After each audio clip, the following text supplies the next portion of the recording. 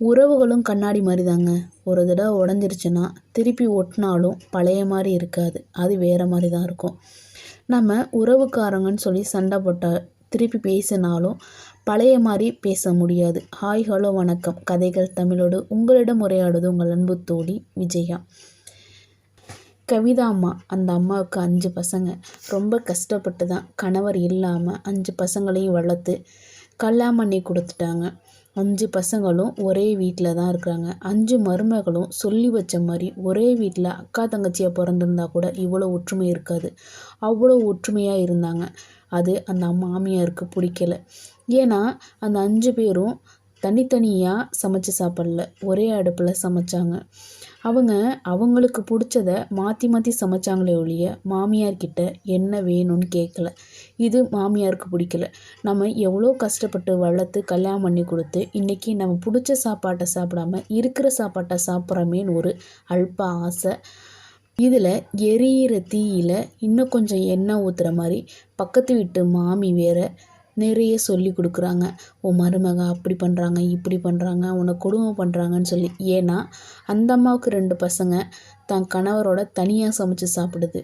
அந்த 2 பசங்களும் சாப்பாடு போடல, 2 பசங்களும் தனித்தனியாக இருக்கிறாங்க. ஆனால் இந்த 5 பேரும் ஒன்றா இருக்கிறது அந்த அம்மாவுக்கு பிடிக்கல. அதனால் இந்த மாமியார்கிட்ட இல்லாதது பொல்லாதமா சொல்லி வீட்டில் விரிசலை உண்டாக்குது. மாமியார் இருக்க வன்மம் அதிகமாகி எப்படியாவது பிரிச்சாகணும்னு அடிக்கடி ஜாடமாடையாக ஒவ்வொரு மருமகளையாக பேசுது. அப்படி பேசுகிறாங்க, இப்படி பேசுகிறாங்க, இவ அப்படி சொன்னா, அவள் அப்படி சொன்னான்னு பேசிக்கிட்டே இருக்காங்க. இதை அந்த 5 மருமகளும் புரிஞ்சுக்கிட்டாங்க. நம்ம மாமியார் நல்லவங்க தான், ஆனால் அவங்கள யாரோ ஏற்றி விடுறாங்க அப்படிங்கிறது. சரி, நம்ம எல்லாரும் சேர்ந்து ஒரு வழி பண்ணலாம். நம்ம எல்லாரும் ஒவ்வொருத்தரும் சண்டை போட்டுக்கிற மாதிரி நடிப்போம், அவங்க என்ன தான் செய்கிறாங்கன்னு பார்க்கலான்னு சொல்லி ஒரு ஐடியா பண்ணி மறுநாள் சண்டை போட்டுக்கிற மாதிரி ஆக்ட் பண்ணுறாங்க. என்ன பண்ணுறாங்கன்னா, பெரிய மருமக இன்றைக்கி சாம்பார் வைக்கலான்னு சொல்கிறாங்க, சின்ன மருமக வத்த குழம்பு சொல்கிறாங்க. ஒவ்வொருத்தரும் ஒவ்வொன்று சொல்கிறாங்க. புளிக்குழம்பு, இல்லை ரசம் வச்சுக்கலாம், இல்லை வேறு ஏதாவது பண்ணலாம், வெரைட்டி ரைஸ் செய்யலாம் அப்படின்னு சொல்லி ஒவ்வொரு கருத்தை சொல்கிறாங்க. மாமியாருக்கு ஒரே சத்தமாக கேட்குது. என்னன்னு எட்டி பார்த்தா இந்த மாதிரி எல்லாரும் ஆர்கியூமெண்ட் பண்ணுறாங்க. இதை பார்த்தோன்னே மாமியார் என்ன நினச்சாங்கன்னா, பரவாயில்ல, இவளுகளுக்குள்ளே சண்டை வந்துருச்சு, நம்ம சண்டை போட்டு விடணும்னு அவசியம் இல்லை அப்படின்னு நினச்சி சிரிச்சுக்கிறாங்க. அப்போது ஒரு மருமக சொல்கிறாங்க, டெய்லி நம்மளே பிடிச்சதை சமைச்சு சாப்பிட்றோம், மாமியார்கிட்ட கேட்கலான்னு. இன்னொரு மருமக சொல்கிறாங்க, வயசான காலத்தில் அவங்களும் என்ன திங்க போகிறாங்க, நம்ம செய்கிறது தானே சாப்பிட போகிறாங்க அப்படின்னு சொல்கிறாங்க.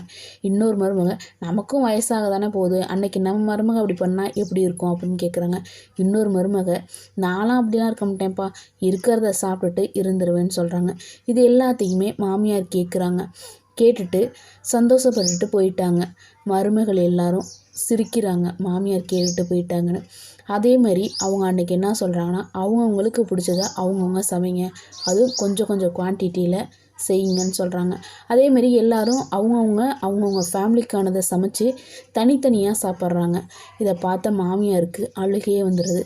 ஒரே சாப்பாடு சாப்பிடும்போது சாப்பாடு நல்லா சாப்பிட்டாங்க, நல்லா வயிறு முட்டை சாப்பிட்டாங்க. ஆனால் இன்றைக்கி எந்த குடும்பத்தில் போய் சாப்பிட்றதுன்னா அந்த அம்மாவுக்கே சந்தேகம் வந்துருச்சு.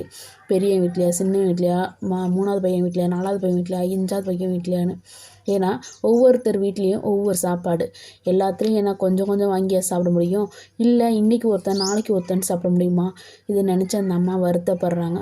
வருத்தப்பட்டது மட்டும் இல்லை, 5 மருமகளையும் கூப்பிட்டு மன்னிப்பு கேட்குறாங்க. நான் நினச்சது தப்பு தான், ஆனால் நீங்கள் இப்படி இருக்காதீங்க, பழைய மாதிரியே இருங்கன்னு சொல்கிறாங்க. அதுக்கு அந்த மருமகள் சொல்கிறாங்க, இல்லை நாங்கள் 5 பேரும் ஒன்றா இருந்தோம், ஒரே தான் சமைச்சோம், ஆனால் அன்னைக்கு நாங்கள் திருப்தியாக சாப்பிடலை, ஆனால் இன்றைக்கி நாங்கள் தனித்தனியாக சமைச்சு சாப்பிட்றோம், எங்கள் பிள்ளைங்களுக்கு பிடிச்சதை நாங்கள் இனிமேல் சமைச்சு கொடுத்துக்குறோம் அப்படின்னு சொல்கிறாங்க. சின்ன மருமகள் சொல்கிறாங்க, இதுதான் கரெக்டு, ஏன்னா அவங்கவுங்களுக்கு பிடிச்சத அவங்கவுங்க சாப்பிட்டுக்கலாம்ல, ஏன்னா ஒரே இதை நம்ம மாற்றி மாற்றி ஏன் செய்யணும் அப்படின்னு சின்ன மருமகள் சொல்கிறாங்க. இன்னொரு மருமகள் செய்கிறாங்க, இனிமேல் தனித்தனியாக அவங்கவுங்க குடும்பத்தை அவங்கவுங்க பார்த்துக்கலாம், எல்லோரும் சேர்ந்தெல்லாம் வேலை செய்ய வேணும்னு சொல்கிறாங்க. மாமியாருக்கு அழுகையே வந்துருச்சு. ஒரு தேன் கூட்டுக்குள்ளே கல்லை விட்ட மாதிரி தன்னோட குடும்பத்தை தானே பிரிச்சுட்டு தான் நினச்சி ரொம்ப வருத்தப்படுறாங்க. இதெல்லாம் தெரிஞ்சுக்கிட்ட பெரிய மருமகள் சொல்கிறாங்க, உங்களுக்கு இதுதான் சரின்னு தோணுனா நீங்கள் சமைச்சு சாப்பிடுங்க. ஆனால் மாமியார் கூட நான் இருக்கிறேன், நாங்கள் எல்லோரும் வேணால் சாப்பிட்டுக்குறோம். பிடிச்சவங்க ஒன்றா சாப்பிட்லாம், பிடிக்கலை அப்படின்னா தனித்தனியாக நீங்கள் சமைச்சு சாப்பிட்டுக்குங்கன்னு சொல்கிறாங்க. உடனே 2வது மருமகள் சொல்கிறாங்க, அக்கா எங்களை மன்னிச்சிருங்க, நாங்கள் உங்களுக்கு தெரியாமல் ஒன்று சொன்னோம். இப்படி பேசினாதான் மாமியார் இனிமேல் கடைசி வரைக்கும் நம்மளை பிரிக்கன்னு நினைக்க மாட்டாங்க. அதனால தான் அந்தமாரி சொன்னோம். நம்ம எப்போவுமே வயிறு பசிக்கு தான் சாப்பிட போகிறோம், ருசிக்கு சாப்பிட போகிறதில்ல. வாழ்கிறது ஒரு வாழ்க்கை, நம்ம எல்லோரும் சேர்ந்து வாழ்வோம்.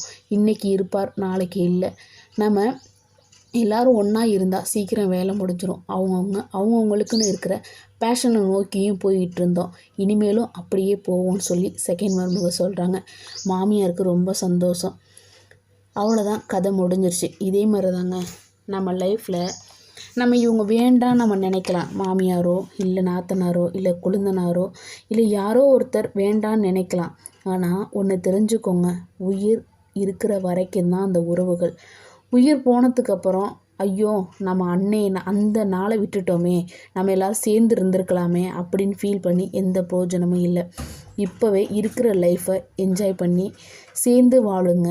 உங்களுக்கு பிடிச்ச மாதிரி தான் இருக்கணும்னு நினைக்காதீங்க. எல்லோரும் அவங்கவுங்களுக்குன்னு ஒரு ஒப்பீனியன் இருக்குது. ஸோ சண்டை போடாமல் எல்லோரும் சந்தோஷமாக இதை செய்யலாம் அதை செய்யலான்னு சொல்லிட்டு வாழ்ந்து பாருங்கள், வாழ்க்கை சொர்க்கமாக இருக்கும்.